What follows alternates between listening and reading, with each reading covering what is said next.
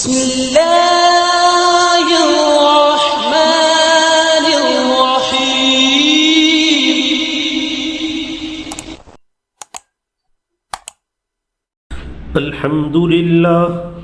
الحمد للہ نحمده ونستعینه ونستغفره ونؤمن به ونتوکل علیہ ونعوذ باللہ من شرور انفسنا ومن سیئات اعمالنا من يهده الله فلا مضل له ومن يضلله فلا هادي له ونشهد أن لا إله إلا الله وحده لا شريك له ونشهد أن سيدنا وسندنا وشفيعنا وحبيبنا وأولانا ومولانا محمدا عبده ورسوله أرسله الله تعالى بالحق كافة للناس بشيرا ونذيرا وداعيا إلى الله بإذنه وسراجا منيرا أما بعد فأعوذ بالله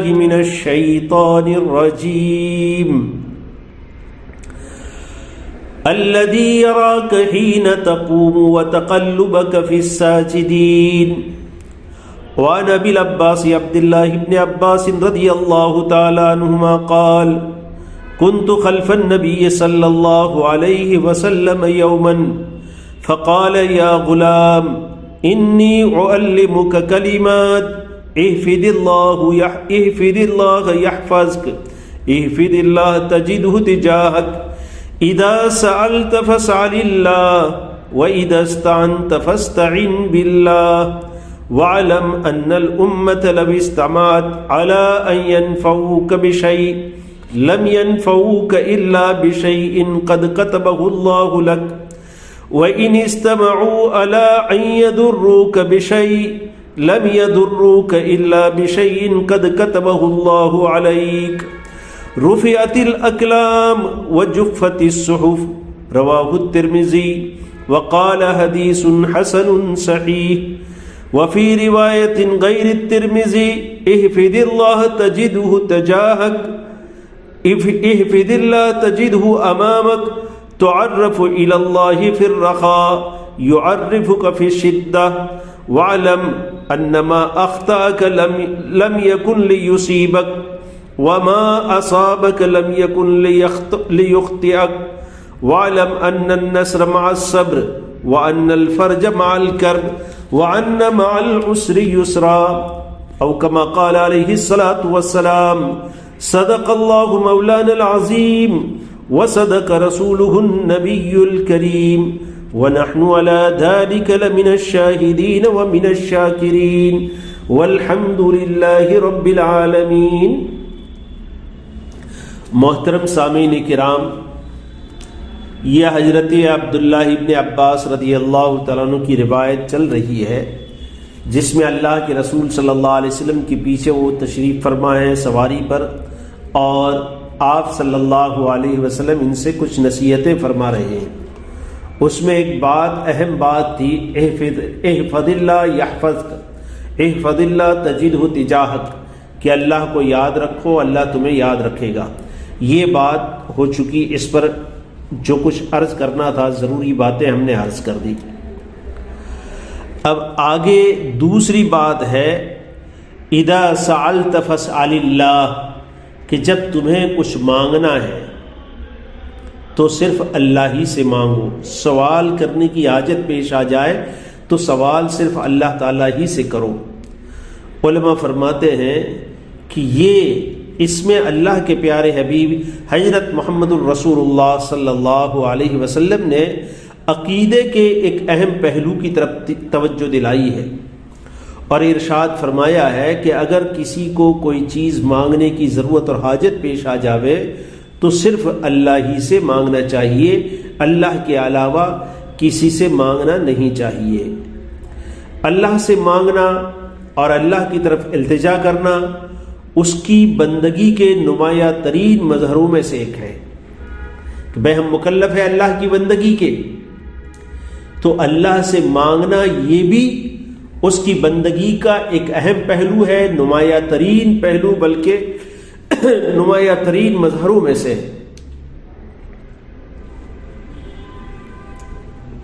بلکہ یہ ساری چیزیں جیسے نماز روزہ یہ عبادت میں ہے، ایسے ہی اللہ سے دعا کرنا، اللہ سے مانگنا، یہ بھی عبادت میں شامل ہے۔ جیسا کہ حدیث شریف میں اللہ کے پیارے حبیب حضرت رسول اللہ صلی اللہ علیہ وسلم ارشاد فرماتے ہیں، الدعاء هو العبادہ، کہ دعا ہی عبادت ہے۔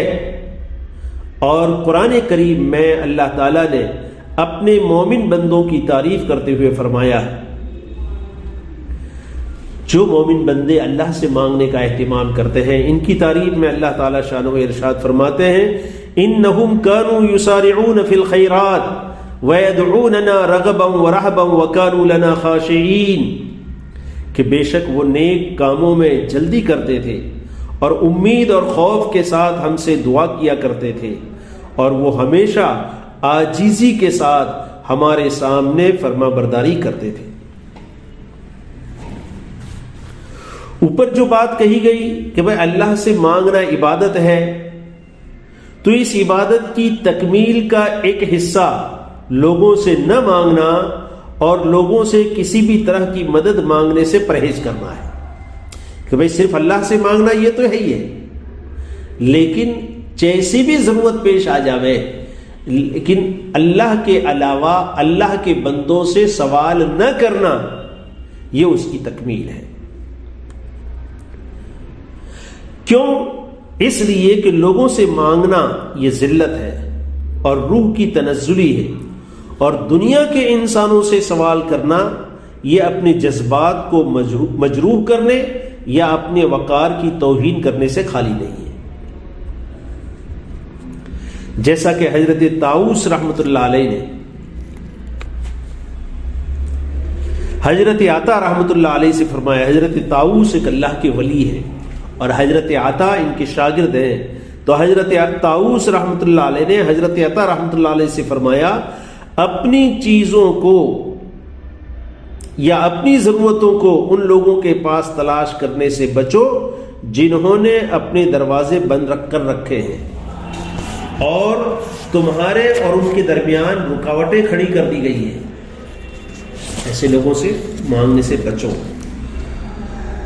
اس کے بجائے اس ذات کی طرف رجوع کرو جس کا دروازہ قیامت تک کھلا رہتا ہے، جس نے تمہیں اس سے سوال کرنے کا حکم دیا ہے۔ ادعونی، اللہ تعالیٰ فرماتے ہیں مجھ سے مانگو، اور اتنا ہی نہیں بلکہ جواب دینے کا وعدہ بھی کیا ہے۔ ادعونی کے بعد اللہ تعالیٰ فرماتے ہیں یستجب لکم، مجھ سے مانگو میں تمہاری بات سنوں گا، تمہارا جواب دوں گا، تمہارے کام تمہاری ضرورتیں پوری کروں گا۔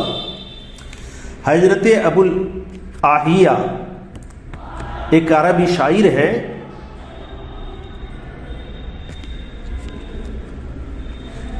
حضرت ابو الآہیہ ایک عربی شاعر ہیں، وہ عربی میں فرماتے ہیں اسی بات کو،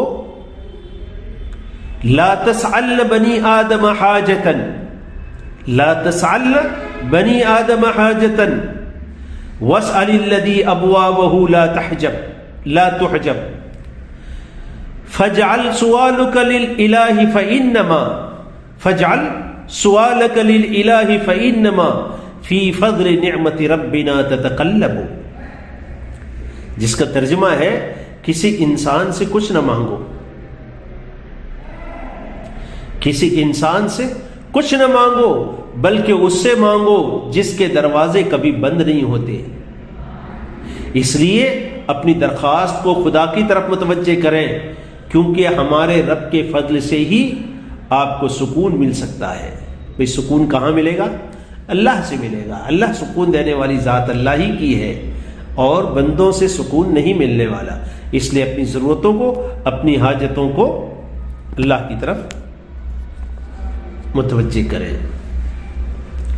اور قرآن کریم میں ایک اور جگہ پر اللہ تعالیٰ نے اپنے ان بندوں کی تعریف میں جو کبھی کسی سے بھیک نہیں مانگتے، اللہ تعالیٰ فرماتے ہیں للفقراء الذین احصروا فی سبیل اللہ لا یستطیعون ضربا فی الارض یحسبهم الجاہل اغنیاء من التعفف تعرفهم بسیماهم لا يسألون الناس الحافا.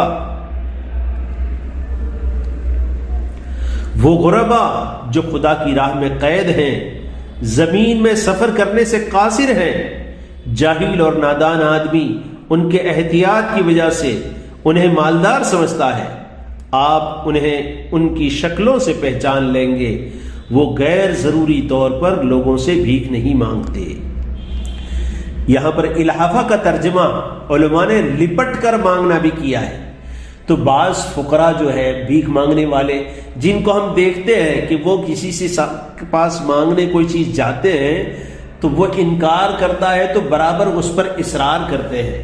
وہ اگر اپنا منہ پھیر لیتا ہے تو وہ دوسری جانب ہو کر آتے ہیں، ادھر ادھر سے کسی بھی طرح، یعنی بالکل آدمی سے لپٹ جاتے ہیں اور لپٹ کر مانگتے ہیں. تو یہاں اللہ تعالیٰ نے اس کی تردید کی ہے، لا یسألون الناس الحافا، کہ یہ ہمارے ایسے مخلص بندے ہیں جو لوگوں سے لپٹ کر نہیں مانگتے.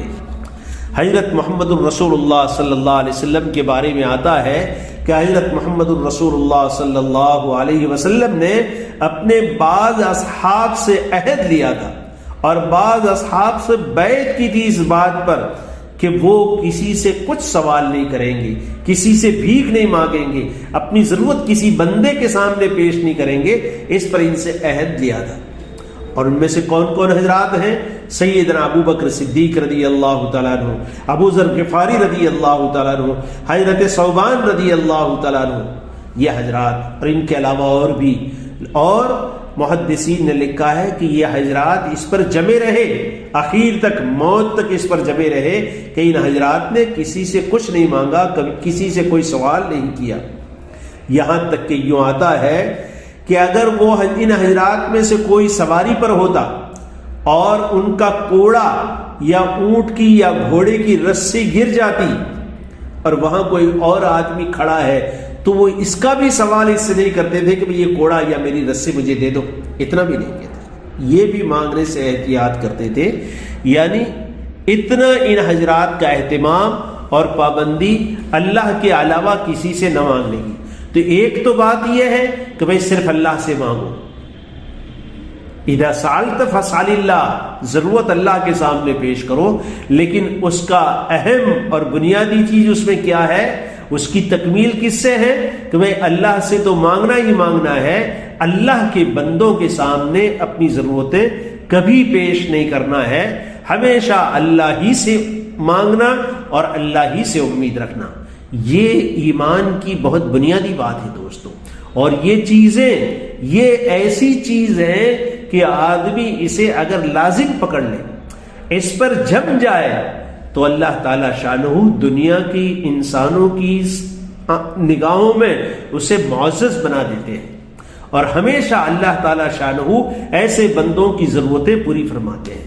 انہیں دنیا کے انسانوں کی ضرورت ہی نہیں پڑتی. لیکن پہلے مضبوطی کے ساتھ آدمی اس پر جمے. اللہ تعالیٰ کا معاملہ یہ ہے کہ اللہ پہلے دیکھتے ہیں بندہ کتنا جمتا ہے، اس کے بعد پھر اللہ تعالیٰ شانہ آگے معاملہ فرماتے ہیں. اس لیے ان چیزوں کو سمجھیں، سیکھیں، اپنی زندگیوں میں اتاریں اور دلوں میں ان باتوں کو جما لیں کہ ہم اپنی ضرورتیں صرف اللہ کے سامنے پیش کریں گے، دنیا کے انسانوں کے سامنے کبھی پیش نہیں کریں گے. اور دنیا کے انسانوں سے کیسے بھی حالات آ جائے کبھی کچھ نہیں مانگیں گے. اور جب یہ تم نے کر لیا اور اس پر جم گئے، پھر دیکھو اللہ تعالیٰ شانہ کا معاملہ تمہارے ساتھ کیا ہے اور دنیا کے انسانوں کا معاملہ تمہارے ساتھ کیا ہے، وہ آپ دیکھیں گے. آگے اور دوسری باتیں ہیں انشاءاللہ آئندہ اسے عرض کریں گے. اللہ تعالیٰ شانہ یہ جو باتیں کہی گئی اس پر ہم تمام کو جمنے کی، اس پر عمل کرنے کی اور موت تک جمے رہنے کی توفیق عطا فرماوے. وآخر دعوانا ان الحمد للہ رب العالمین.